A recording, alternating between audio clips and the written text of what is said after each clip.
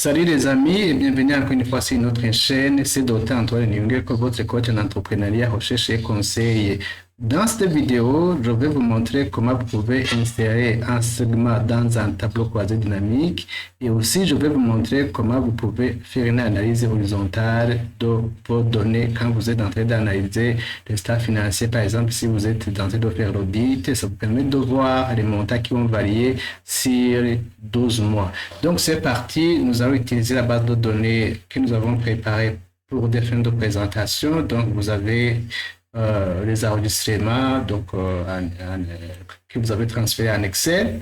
Voilà, c'est une base de données qui a été utilisée dans la précédente vidéo qui montre comment on peut faire un tableau croisé dynamique et déterminer les soldes des comptes. Donc voilà, donc je vais insérer un tableau croisé dynamique, je clique dans ma base de données, je fais insertion, tableau croisé dynamique, je vais le mettre sur une feuille de calcul existante, je vais le mettre ici.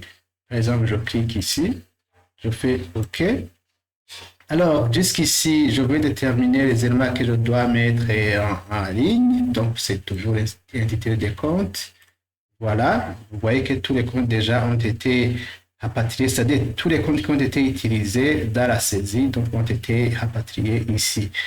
Voilà, je vais encore une fois choisir le montant que je dois mettre dans la somme. Donc ici, je vais mettre le montant au débit. Donc vous voyez que par défaut, ça a compté le nombre de clients ou la fréquence des opérations. Mais je vais juste les montants.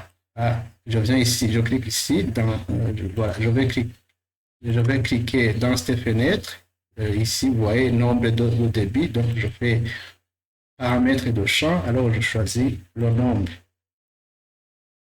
Cette analyse est intéressante parce que tu peux voir comment, par exemple, s'il faut analyser les charges, comment ces charges vont évoluer dans le temps, s'il y a eu des variations ou pas.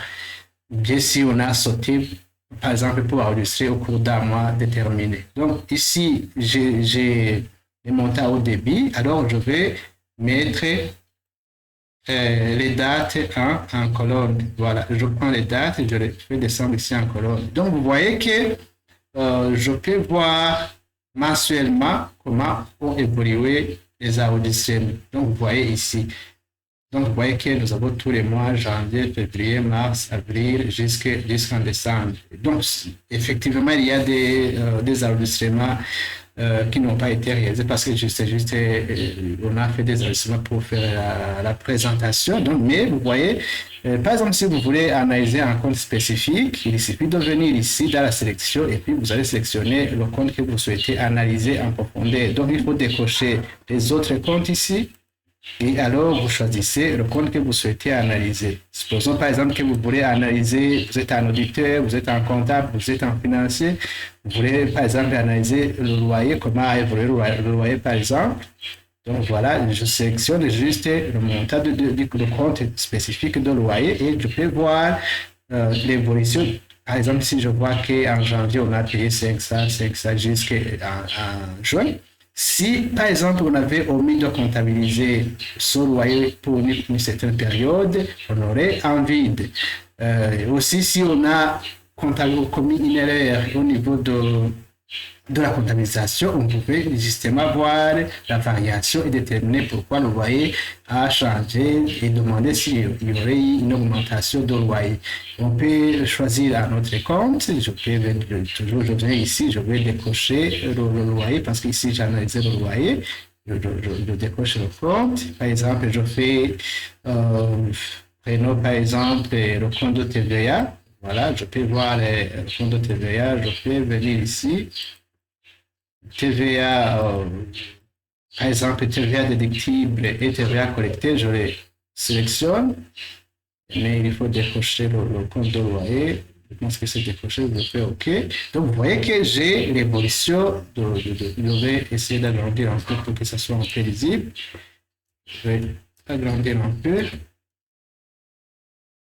sélectionne tout le tableau, je fais juste agrandir pour que ça soit bien lisible. Je agrandis un peu.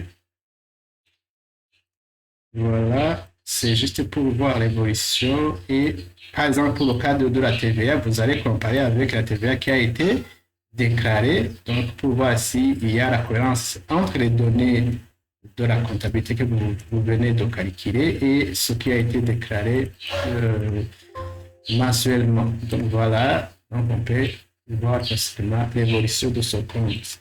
Donc voilà, c'est juste vous montrer comment vous pouvez traquer ou analyser horizontalement l'évolution pour voir s'il y a eu des variations. Et puis, si par exemple vous voulez analyser les places vides, vous sélectionnez juste ces montants comme ça, et alors vous allez appuyer F5, et puis on va faire cellule vide, et alors on va mettre un remplissage que vous souhaitez. Donc, vous voyez qu'on peut voir les places vides avec, si vous voulez, en utilisant de la mise en ciblage. Donc, vous voyez que si on a juste rempli cellule vide, vous voyez ici. Et puis, je vais afficher tous les comptes. Voilà, je vais sélectionner tous les comptes ici. Je vais faire OK. Autre chose, vous pouvez insérer un segment. Donc, le segment va vous aider à sélectionner certains éléments que s'ils basent d'un critère bien déterminé. Donc, vous cliquez dans votre tableau comme ça. Vous allez dans Analyse et puis Segment. Insérer un segment. Donc, ici, je peux choisir par journal, par numéro de compte, par libellé, par débit, par matière de compte. Si par exemple, je vais analyser ou présenter, donc c'est le matière de compte, donc vous voyez que nous avons les comptes de l'actif, nous avons les comptes de charge, nous avons les comptes aussi de passifs et des produits. Donc, je vais juste le mettre là où je vais. Je peux en mettre juste ici pour que ça soit bien lisible au niveau de la présentation. Si je vais analyser le compte de charge, je n'ai qu'à cliquer sur juste le compte de charge. Donc, ce sont les comptes de charge qui vont uniquement se présenter. Donc, vous voyez que, quand vous regardez bien ici, vous voyez que ce sont les comptes de charge, la classe 6. Si, par exemple, je veux visualiser les comptes de l'actif, je ne fais que cliquer sur les comptes de l'actif. Imaginez si j'ai déjà disons si j'ai déterminé les soldes et que je vais juste avoir les soldes des comptes de l'actif, je ne fais que cliquer sur le compte de l'actif. Si je veux le compte du passif, c'est la même chose, je ne fais que faire ça, comme ça. Donc vous voyez, c'est facile de faire. Si je peux aussi, si je veux changer ce tableau, je vais mettre par exemple les soldes au crédit en maintenant mon filtre. Ici, je vais supprimer le filtre. Je vais alors mettre, par exemple, ajouter les comptes les soldes au crédit. Voilà. Ensuite, je vais les sommes. Voilà. Et maintenant, je vais décocher les dates comme ça pour que ça soit bien lisible avec le segment. Voilà, au niveau de la présentation du segment. Alors, souvenez-vous, je vous ai montré comment on calcule les soldes. Je peux calculer les soldes et puis afficher seulement les soldes, par exemple, des comptes de l'actif, les soldes des comptes du passif. Je vais juste faire calculer les soldes. Vous allez voir, ça on a déjà fait. Je vais essayer d'être rapide pour calculer les soldes. Alors, vous allez voir comment garder juste. Je peux par exemple les soldes débitaires. Je paye 5. Je vais prendre par exemple la fonction ci, les montants débit sont supérieurs au crédit. Donc, je vais prendre le montant au débit et le montant au crédit. Sinon, on va mettre 0. Donc, voilà, je calcule le solde, je fais ajouter. Donc, j'ai les soldes débitaires. Je peux alors afficher les soldes débitaires des comptes de l'actif. Comme ça, vous voyez, ce sont les comptes de l'actif. Et je vais afficher aussi les soldes. Je vais calculer en même temps les soldes des créditaires, comme ça vous allez bien comprendre. Je vais juste cliquer ici, champ calculé, je fais la même chose, solde créditaire 5, ça c'est le nom que je donne au hasard. Si les montants au crédit sont supérieurs au montant au débit, je vais prendre le montant au crédit moins le montant au débit. Sinon, je vais mettre 0. Je vais faire OK. OK. Voilà.